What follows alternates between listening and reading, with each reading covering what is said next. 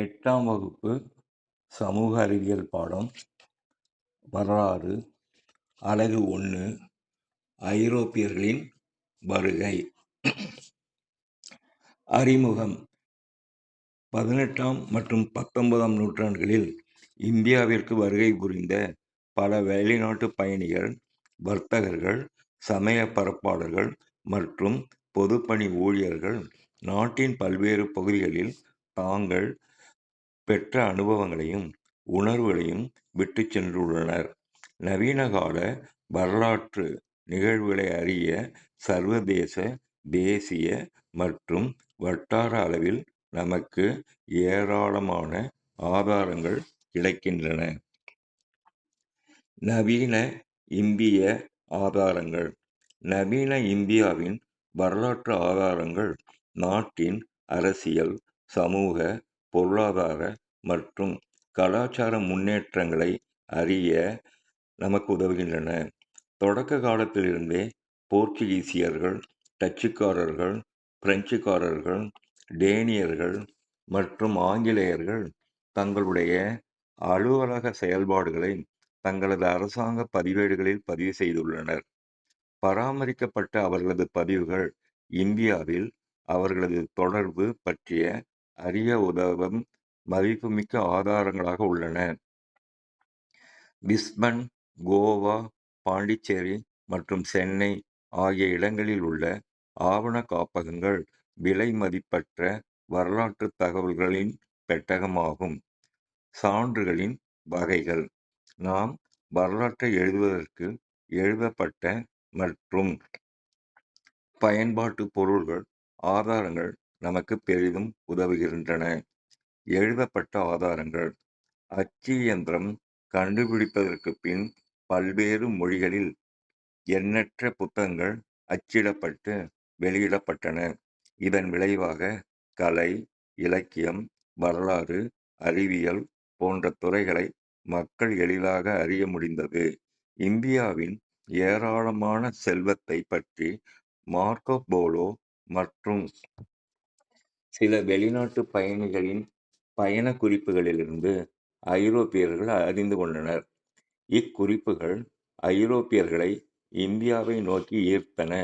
தமிழ் வரலாற்று குறிப்பு ஆவணங்களில் முக்கியமாக இருக்க வேண்டிய ஒரு பெயர் ஆனந்தரங்கம். இவர் பாண்டிச்சேரி பிரெஞ்சு வர்த்தகத்தில் மொழி பெயர்ப்பாளராக இருந்தார். 1736 1760 வரை அவர் எழுதிய பிரெஞ்சு இந்திய உறவு முறை பற்றிய அன்றாட நிகழ்வுகளின் குறிப்புகள் அக்காலத்தை பற்றிய அறிய உதவும் ஒரே எழுதப்பட்ட சமய சார்பற்ற மதிப்புமிக்க பதிவாக நமக்கு கிடைத்துள்ளன. அவரது குறிப்புகள் அரசியல் தீர்வுகளை வெளிப்படையாக விளக்கும் வரலாற்று தாரமாக உள்ளன. எழுதப்பட்ட ஆதாரங்கள் என்பவை இலக்கியங்கள், பயண குறிப்புகள், நாட்குறிப்புகள், சுயசரிதை, துண்டு பிரசுரங்கள், அரசாங்க ஆவணங்கள் மற்றும் கையெழுத்து பிரதிகள் ஆகியவற்றை உள்ளடக்கியதாகும். ஆவண காப்பகங்கள். வரலாற்று ஆவண காப்பகங்கள் பாதுகாக்கப்படும் இடம் ஆவண காப்பகம் என்று அழைக்கப்படுகிறது. இந்திய தேசிய ஆவண காப்பகம் புதுடெல்லியில் அமைந்துள்ளது. இது இந்திய அரசின் ஆவணங்களை பாதுகாக்கும் முக்கிய காப்பகமாகும். இது கடந்த கால நிர்வாக முறையை புரிந்து கொள்வதற்கான அனைத்து தகவல்களுடன் தற்கால மற்றும் எதிர்கால தலைமுறையினருக்கு ஒரு வழிகாட்டியாக விளங்குகிறது.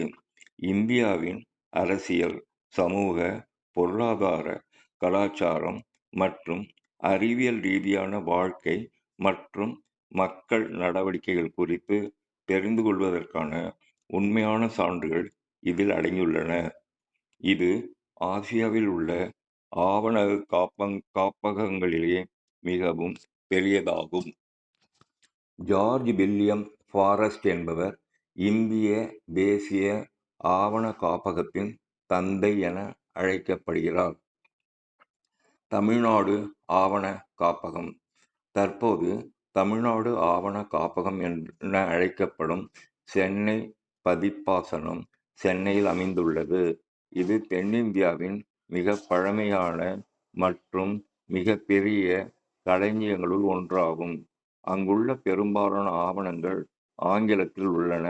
மேலும் அங்கு டச்சு, டேனிஷ், பாரசீக, மராத்தி நிர்வாக பதிவுகளின் தொகுப்புகள் பிரெஞ்சு, போர்ச்சுகீசிய, தமிழ், உருது போன்ற மொழிகளில் உள்ளன. தமிழ்நாடு ஆவண காப்பகத்தில் 1642ஆம் ஆண்டு டச்சு பதிவுகளின் தொகுப்புகள் உள்ளன. இது கொச்சி மற்றும் சோழமண்டல கடற்கரையில் உள்ள இடங்களுடன் தொடர்புடையது. இந்த பதிவுகள் 1657 முதல் 1845 காலப்பகுதியை உள்ளடக்கியது.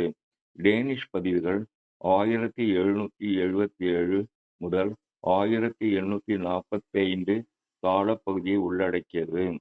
பிளாட்வெல் என்பவரின் பெருமுயற்சியால் 1917ஆம் ஆண்டு சென்னை நாட்குறிப்பு பதிவுகள் வெளியிடப்பட்டது. வரலாற்று ஆராய்ச்சியை ஊக்கப்படுத்துவதில் அவருக்கு இருந்த மிகுந்த ஆர்வத்தை இது காட்டுகிறது. தமிழ்நாடு ஆவண காப்பக வரலாற்றின் ஒரு புதிய அத்தியாயத்தை அவர் தொடங்கி வைத்தார். பயன்பாட்டு பொருள் ஆதாரங்கள். பல ஓவியர்கள் மற்றும் சிலைகள் நவீன இந்திய வரலாற்றின் முதன்மை ஆதாரங்களாக உள்ளன. அவை தேசிய தலைவர்களின் சாதனைகளையும் வரலாற்று பிரமுகர்கள் பற்றிய தகவல்களையும் நமக்கு நிறைய தருகின்றன. இந்திய கட்டடக்கலையின் கலையம்சம் மற்றும் தொழில்நுட்பத்தின் சான்றாக புனித பிரான்சிஸ் ஆலயம் கொச்சி, புனித லூயிஸ் கோட்டை பாண்டிச்சேரி, புனித ஜார்ஜ் கோட்டை சென்னை, புனித டேவிட் கோட்டை கடலூர், இந்தியா கேட், டெல்லி நாடாளுமன்றம், குடியரசுத் தலைவர் மாளிகை ஆகியன உள்ளன. சமய, கலாச்சார, வரலாற்று மதிப்புமிக்க பொருள்கள் மூலம் சேகரிக்கப்பட்டு அங்கு அருங்காட்சியகத்தில் பாதுகாக்கப்படுகின்றன. இந்த அருங்காட்சியகங்கள் நமது கலாச்சாரத்தை பாதுகாத்து மேம்படுத்த உதவுகின்றன. டெல்லியில் உள்ள மிகப்பெரிய அருங்காட்சியகம் இந்தியாவின் மிகப்பெரிய தேசிய அருங்காட்சியகமாகும். இது 1949ஆம் ஆண்டு நிறுவப்பட்டது. நிர்வாக வரலாற்றை அறிய ஒரு சிறந்த ஆதாரமாக நாணயங்கள் திகழ்கின்றன. நவீன இந்தியாவில் முதல் நாணயம் கிபி 1862ஆம் ஆண்டில் ஆங்கிலேய ஆட்சியில் வெளியிடப்பட்டது. ராணி விக்டோரியாவுக்கு பிறகு அரியணை ஏறிய மன்னர் 7ஆம் எட்வர்ட் தனது உருவம் தாங்கிய நாணயத்தை வெளியிட்டார். ரிசர்வ் வங்கி 1935இல் முறையாக நிறுவப்பட்டு இந்திய அரசின் ரூபாய் நோட்டுகளை வெளியிடும் அதிகாரத்தை பெற்றது. மன்னர் 6ஆம் ஜார்ஜ் உருவம் தாங்கிய இந்தியாவின் முதல் 5 ரூபாய் நோட்டு ஜனவரி 1938இல் ரிசர்வ் வங்கியால் வெளியிடப்பட்டது. 1690இல் புனித டேவிட் கோட்டை ஆங்கிலேயரால் கடலூரில் கட்டப்பட்டது.